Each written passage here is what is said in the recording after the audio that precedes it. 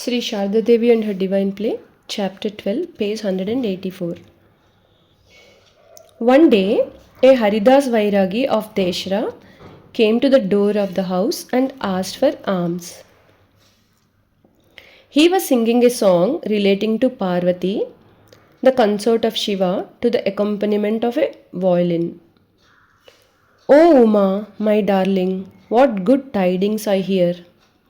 People say you're adored in Varanasi as Annapurna. Is it true?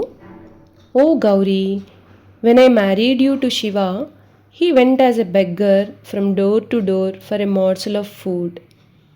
But today, how glad I am to hear you are now queen of the world, seated by his side. And they call my naked Shiva a madman. How much abuse I had to bear from everyone.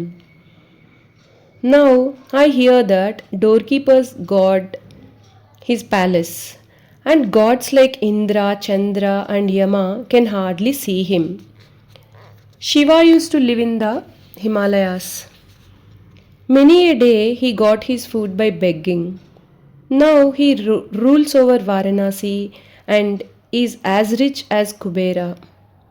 Is it you who have brought him all this good fortune? No doubt, he is very rich now.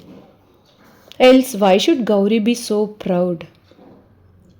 She does not cast her eyes even upon her own children and turns her face away from Radhika. Radhika is the composer of the song. The song cast a spell on all of us who listened. Emotions rose high. Yoginma and Golapma asked him to sing that song again, and they gave him some money.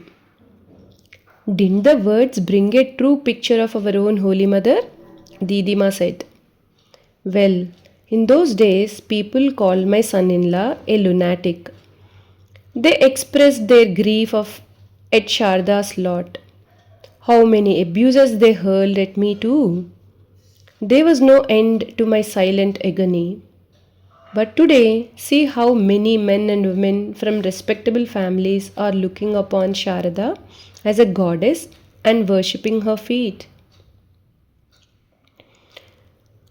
During our stay at Jairambati, we visited Kamarpakur a number of times. While returning to Jairambati, we would bring jilebis and other sweets for mother and from Kamarpakur. Most of it, however, would be given to us during our refreshments along with puffed rice mixed with ghee. The Jagaddatri Puja was performed with great eclat. The image of Mother Jagaddatri was beautiful. One felt that she really had come in flesh and blood to accept the offerings of her children. Holy Mother herself would be seen standing near the place of worship with folded hands during Arati and sometimes fanning the goddess with a chamara. All the days she was intensely occupied with other women in arrangements for the puja and cooking. The worship continued for 3 days and many hundreds were sumptuously fed every day. There was a yatra, theoretical performance, on 2 nights and many people of adjoining villages came to see the performance.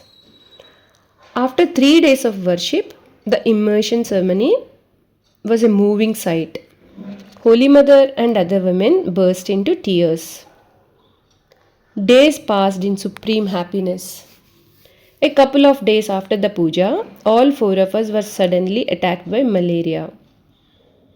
In that small room, we lay in adjoining beds, shivering with high temperatures.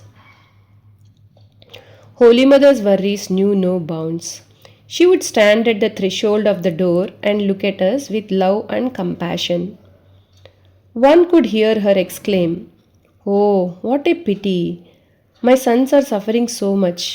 What a wretched, out of the way village this is. It is hard to get milk to prepare the sago." With a bowl in hand, Holy Mother would go to the villagers who had cows for a little milk. In those villages, the farmers paid more attention to the bullocks that cultivated the land and fed them more. The milk cows were neglected, so the output of milk was scanty. After collecting 1 or 2 cups of milk, Holy Mother would prepare our diet. However, we recovered after a few days and took our normal food. Because our long stay in Jairambati might cause additional physical strain on mother, we decided to return to Calcutta. Although she insisted that we stay longer, we somehow convinced her that we should return to Calcutta.